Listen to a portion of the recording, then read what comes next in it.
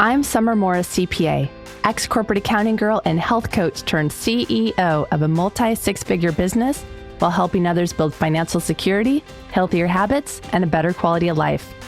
It wasn't that long ago I lacked the confidence, the right plan, and time to focus on growing my small but mighty business, while also having time for healthy activities I wanted to pursue away from my desk. Fast forward past many failures and lessons learned, and you'll see the healthier business and lifestyle I have today. One that changes lives while giving me more freedom than I ever thought possible. I created the Fit to Endure podcast to share simple, actionable, step-by-step strategies to help you do the same. So if you're looking to feel better, live a healthier life without blowing your budget, start a side hustle, or train for your next race, this show will help you make an impact and achieve your goals without creating the overwhelm and burnout that makes you want to quit. You ready? Let's get started. Hey guys, welcome back to the Fit to Endure podcast. I'm your host, Summer Morris, CPA. Today we're diving into a transformative practice that's been an anchor for humanity for thousands of years, and something I've found incredibly beneficial in my life. What are we talking about? Meditation. That's right. I believe it's even more essential in our 21st century world, where busyness can be considered almost a badge of honor, while the attention span we have doesn't feel like it's shrinking daily, or maybe you feel like, hey, are you paying attention to me? We're having a conversation here. Yeah, look up from the phone. Come over here, right? Do you ever feel that way? I believe it's even more essential in our 21st century world, where busyness can be considered almost a badge of honor, while attention spans are shrinking daily. With technology at our fingertips, in our ears, and on our wrists, distraction have become a way of life. I mean, when was the last time you went out to eat, for example, and looked across the room at the other folks at the restaurant and noticed that people were engaging with each other at their table, face to face, and not instead with their faces down in their phones? Now, I'm not saying phones are bad or they can't be used to share information with one another tableside, but in an era of high distraction, stress, and overwhelm, meditation just might be the antidote we need to reclaim our focus and serenity. So together, let's explore how to incorporate a simple but powerful meditation practice into your daily routine. Before discussing meditation in the modern world, let's examine its roots. Meditation has been practiced for millennia, with its origins tracing back to ancient civilization in India and China around 5000 BCE, or before the Common Era. It was initially tied to spiritual and religious practices, notably Buddhism and Hinduism, which focus on self-awareness and enlightenment, but over time it spread to the West, gradually becoming a secular practice embraced for its mental and physical benefits. In today's fast-paced world, meditation has transcended its spiritual beginnings to become a vital tool for improving mental clarity, reducing stress, and enhancing overall well-being. Have you noticed how, as a community, as we become more digitally connected, our lives have inevitably become more distracted? An endless barrage of notifications, emails, and social media updates fight for our attention, leaving us constantly fragmented and less satisfied since our focus can end up all over the place. Meditation, however, provides a short period of rest and recharge from this digital overwhelm, inviting an opportunity to reset and refocus. In fact, numerous studies have shown that meditation reduces stress and anxiety, improves concentration and focus, enhances emotional well-being. It can even promote better sleep.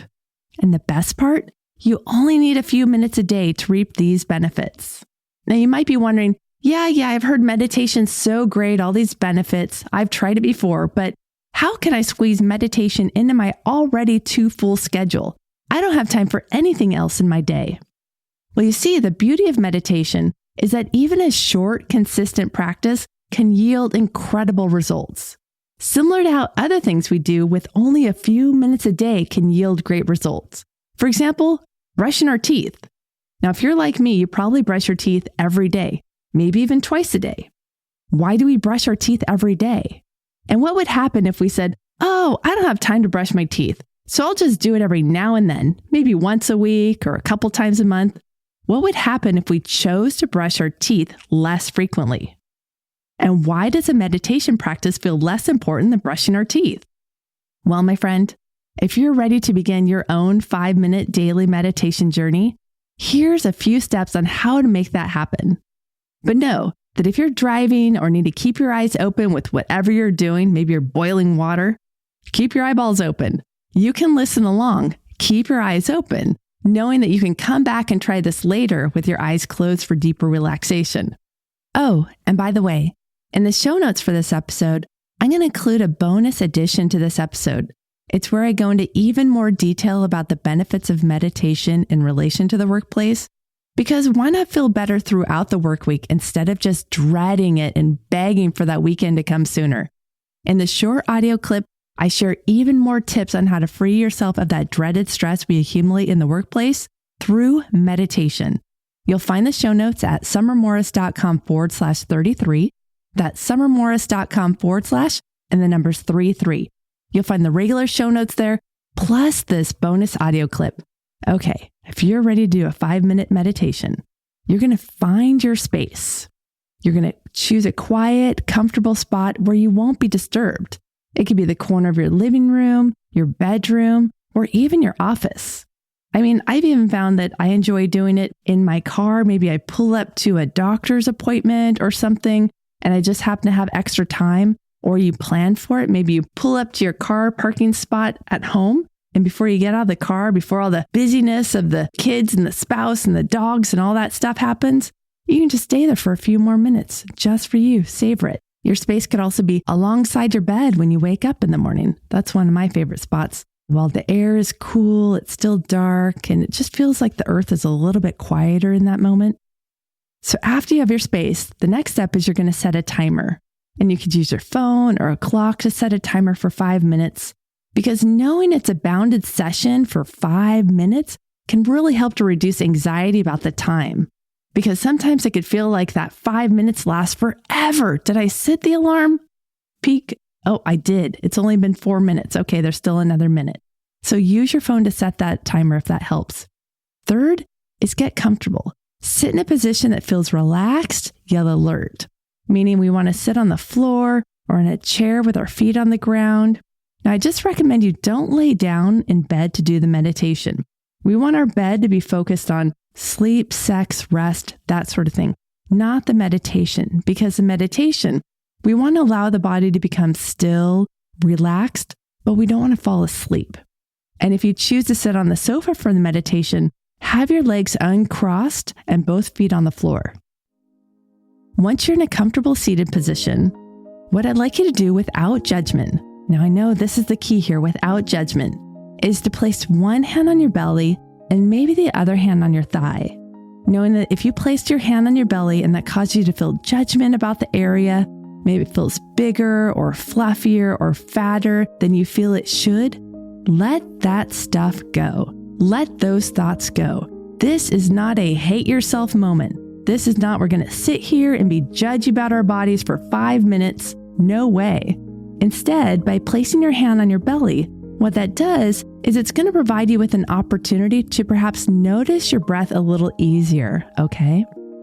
And with the soft gaze or the eyes closed, I invite you to take a deep breath and see if you can expand the belly on the inhale right underneath your hand. And on the exhale, allow the belly to draw in. The navel draws closer toward the spine. So your inhale, the belly expands. The exhale, there's a gentle contraction. Navel draws in a little closer. And just noticing if you don't feel anything, that's okay too. But if you do, just allow the belly to expand on the inhale. The belly comes in a little bit on that exhale. What we're trying to do here as we're breathing is finding what I like to call baby breath. So imagine if you have a baby laying down next to you and you can see their belly rising and falling with their breath. That's what we're trying to emulate here. That's what we're trying to copy here. So we're just breathing naturally, bringing your attention to your breath. Just continue to notice the inhale and the exhale. And as you're doing that, as we're moving through this breathing practice, this gentle meditation practice for the 5 minutes, just noticing as we do this, know that it's normal for the mind to wander. So if you find your mind wandering like minds love to do, just gently guide it back to the breath and where you feel the body breathing. So just breathing and noticing where the body is moving in and moving out. It could be the belly expanding and then contracting on the inhale, exhale. You might notice the rib cage expanding out on the inhale and gently knitting in toward each other on the exhale. Just noticing without judgment.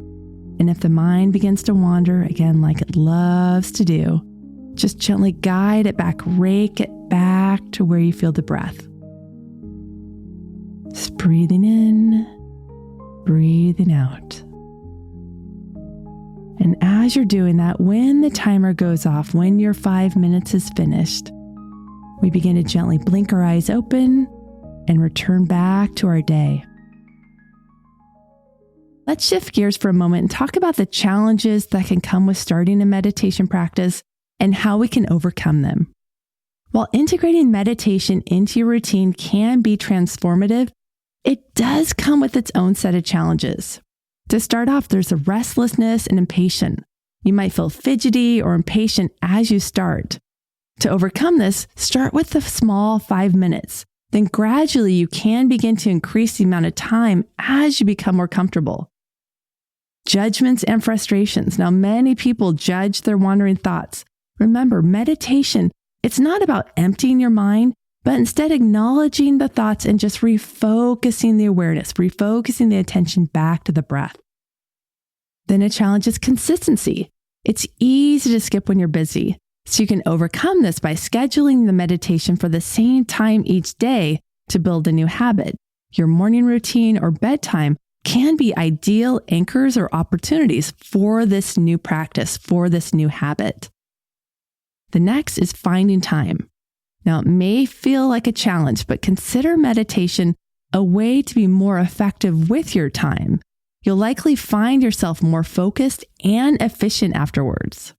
And if this is something new to you, this meditation stuff, and you're adding it to your life, you can use your phone again to set a daily alarm for scheduling that meditation practice, just to help you remember, oh yes, I'm doing that new meditation thing. I'm adding that into my life. Oh, and another thing I like to do, since oftentimes when the mind begins to soften or to ease a little bit, that's when things can come up, maybe the solution to a problem we were working through, or a thought that's it's like, oh, that's what I've been missing. That's that thing I forgot to do. There's that desire of like stopping everything and jumping to go do that.